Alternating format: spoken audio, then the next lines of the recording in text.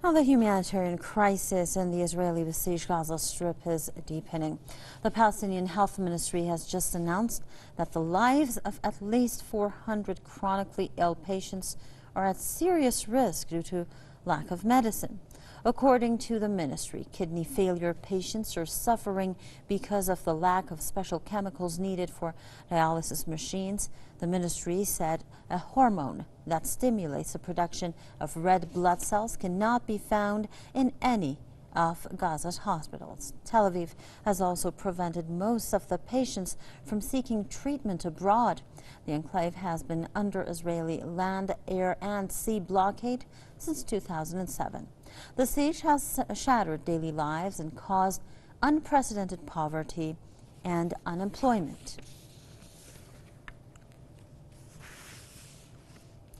To discuss that more, we're joined by Mr. Max Igan from a radio host and, of course, a political commentator. Thank you very much for joining us, Mr. Igan.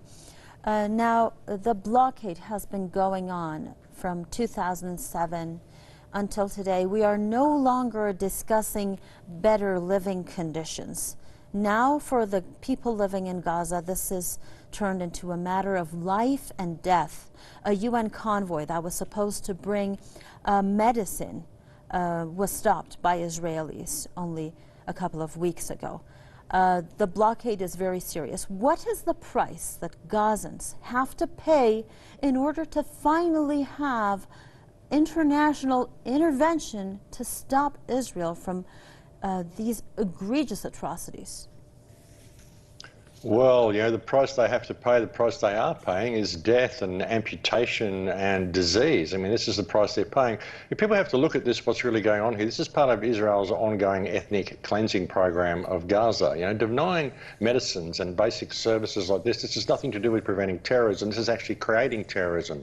They create an environment whereby the people in Gaza have no other option in life other than to protest for some degree of humanity, some degree of recognition, and Israel can then claim that there's terrorists at our borders creating riots and give them the excuse to continue depriving these people. It's this vicious circle that has been created by Israel, and Israel wants all the Palestinians gone. That will be the price that the Palestinians have to pay, the people in Gaza have to pay, will be the ultimate price of death, because that is what Israel wants. Israel is not doing anything to create any type of peace process. It's doing everything it can to prevent any type of healing ever coming to this situation.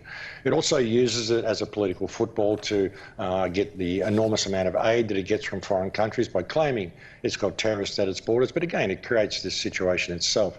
The people in Gaza, the kids that are protesting on the border, are kids. These are 17-year-old kids, young kids that have grown up in prison. 11 years they've been under siege, held under an illegal blockade that Israel has no right to be imposing on them, and deprived of the most basic things of life, the most basic essentials of life.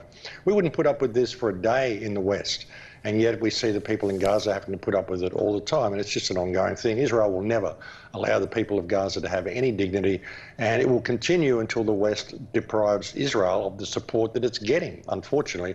And as much as the noises we make about it, we're just not seeing any healing to this situation. And those who condemn the Palestinians really need to walk a mile in their shoes and see what these people have to put up with. Thank you very much. This is definitely a topic that deserves more discussion. Unfortunately, we are running out of time. Thank you very much, Mr. Max Igan, a radio host and political commentator, joining us live.